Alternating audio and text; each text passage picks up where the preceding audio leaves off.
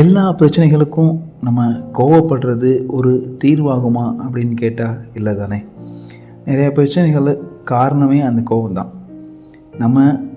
நமக்கு எதிரியாக இருக்கவங்க நம்ம மேலே ஏதாவது ஒரு பங்கத்தை விளைவிக்கிறாங்க அப்படிங்கும்போது நம்ம அவங்க மேலே கோவப்படுறது ஒரு இயல்பான விஷயம் அப்படின்னு சொல்லி நிறைய நினச்சிட்ருக்கீங்க. ஆனால் அந்த நேரத்தில் கொஞ்சம் யோசித்து பாருங்கள். ஒரு சின்ன விஷயமாக தான் இருக்கும். அதுக்கு நம்ம எப்படி அவங்க மேலே ரியாக்ட் பண்ணுறோம், அதை பொறுத்து தான் நமக்கும் அவங்களுக்கும் உள்ள நட்பு தொடரலை அப்படிங்கிறது முடிவாகுது. எனவே கொஞ்சம் கோவப்படுறதுக்கு முன்னாடி ஏன் இந்த கோவம் நமக்கு வருது, அவன்கிட்ட நம்ம கொஞ்சம் பொறுமையாக போயிருக்கலாம்.